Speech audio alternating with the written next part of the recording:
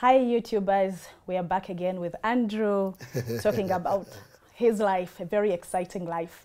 And in this session we will be sharing about family, and he'll also be telling us more about what he's into. So Andrew, back to you, Omuntu Wa Wansi. Yes. A man who is so passionate about the person who is at layman, ground zero, the person at the bottom of the pyramid, who has the ability to transform themselves, but they are still waiting for somebody to come and get them. And the reason why they're waiting for someone to come is because we have a generation that has grown up being given everything. Free education, free USCE, free medical care, free scholarships. And they feel life is equally going to be free. Everything is free. Life is a vapor. In a flash, it's gone. So if we could engage it from that angle and we say, I'm going to take every moment that runs. So for my Omuntu Wa Wansi watching this, I want to challenge you that with all that you're doing around yourself, ask yourself, why are you alive? What's your purpose? It's that purpose that's going to drive you to what you should be doing. And once you start to do that, life will be done. Life will flow. Absolutely. You know, I was having a discussion with a friend of mine, and actually we were looking at this generation. And I believe when you're talking about Omuntu Wa Wansi, the people you deal with mostly are the youth. Yes. And this is the category of children who were born in the information age. Yes, yes. The information age is very good, but also very disastrous. Very lazy.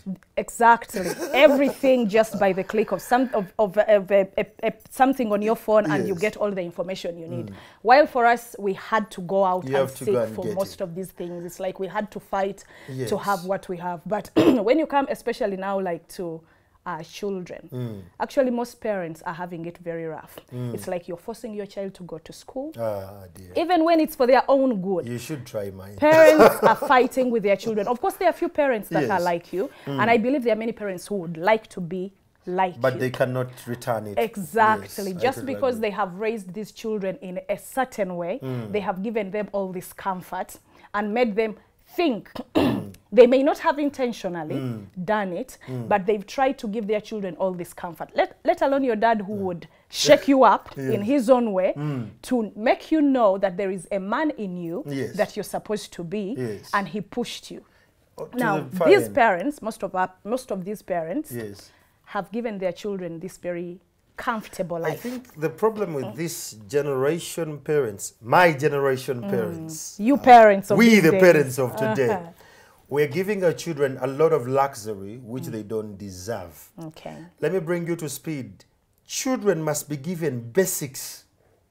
Okay. That's it. Food, shelter, basics. clothing. Food, shelter, clothing, education, health, and affection. Be there for them when they need you, covered. It's that simple. The only person entitled to luxury is you and your wife. Exactly. Because you earn it. You thrive for it. You struggle for it. So when it comes and I have to go to Malibu and I have a whole holiday of 2 weeks, I'm not going to go with my kids. I'll go with my beautiful wife and I say, Mokwano, here we are. Because we have earned it. When you give children a lot of luxury, they get a state of mind that everything is going to be ours, and the way the parents are always be like that. But we're living in desperate times where people are doing a lot of things that are going to challenge them. But when you give them the basic education, when you give them the best health care, when you give them the best attention, these kids are going to start to learn to live by themselves. So me, I am very Pan-African by ideology. I believe in my son telling me, what do you want to achieve? It's very clear. I asked him, Mandela, what do you want to be? I want to be a doctor. I said, we have this conversation. And the reason what that comes in is that I don't want him to fear me. I want Mandela to be my friend. Exactly. He can call me and say, you know what, Dad, today I'm challenged. If we are in a generation where a boy child cannot tell the dad, Dad, I lost my virginity today, but I don't know what are the chances of diseases and all. We are losing them. If girls cannot talk that they are pregnant when they're teenagers, because they're like, my dad has invested so much in me, I'm going to look like a disappointment. That kind of nonsensical parenthood should go. Should stop. We should be parents. It should be tough love, but that is spiritually guided, regardless of the dominion. You could be a Muslim, you could be a Catholic, you could be what, but you need, the day you start to give your children basics and attention and affection, they are going to plug into the best things you want them to do. Because they say, I go to the best school, I have the best medical care, I have clothes, I have food, and I'm always involved. The other thing that parents are not doing, there is no inclusion of the children. You go, you buy land, and your kid is 4 years, and you just go with your wife. All of a sudden you say, oh, we are shifting, we're now going to Gayaza. Why and how, they don't know. They don't understand. Inclusion should be something parents should yearn for. Okay. And it starts from the vision board. What is your vision as a family? Once you have your vision as a family, this is what we want to achieve in a course of 4 years, in a course of 5 years.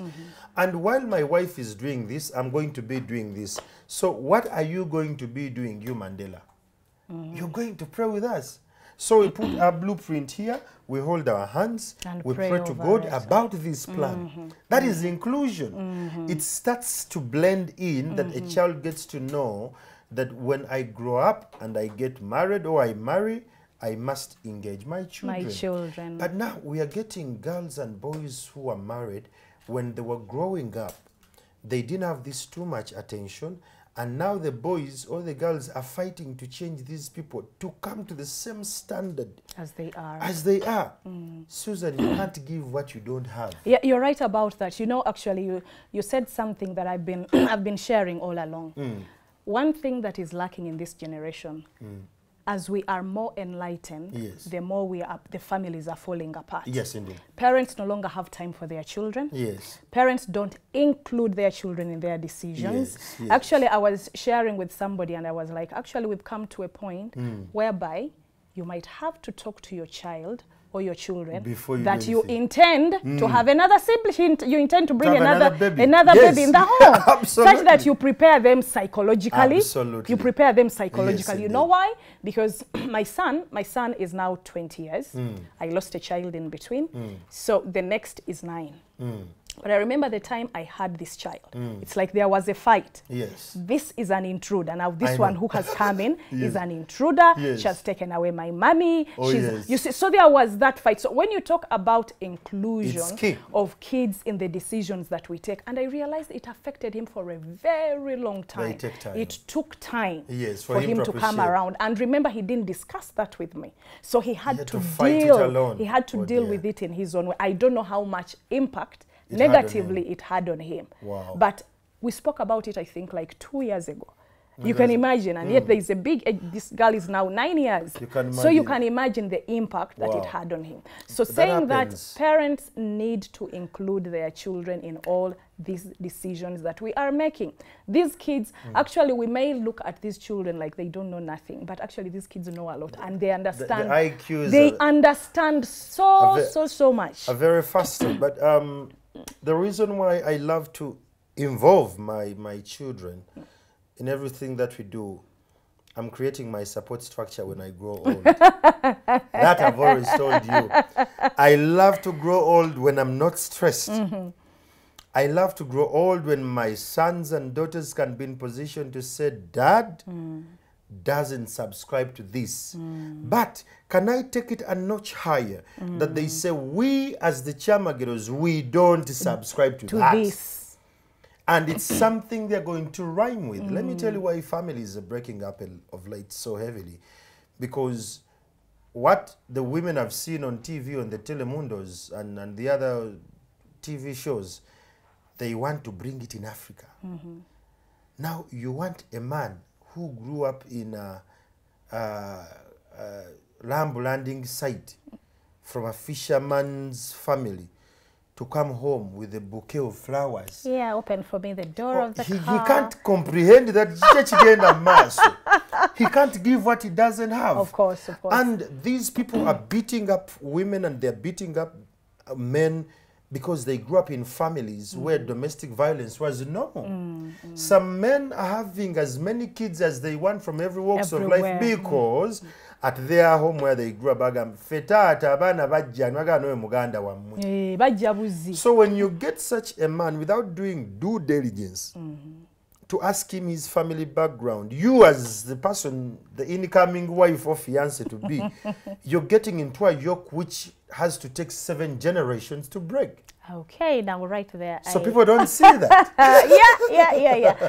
You know, Andrew, one other thing that has made me like you and like your wife, whom I had even never seen until the other day when I saw her. Yes. So there's something that is something so interesting. Yes. You know, when you talk about how you should look into your wife, the person that you intend to marry, I go back to your story. Oh, yes. It has always been an amazing story. Oh, whenever yes. I hear it, whenever I think about it, it's one thing. I was intentional. Exactly. I told her, I was telling somebody about you and your wife, and she was like, are there still such men in this world? Yes, they are.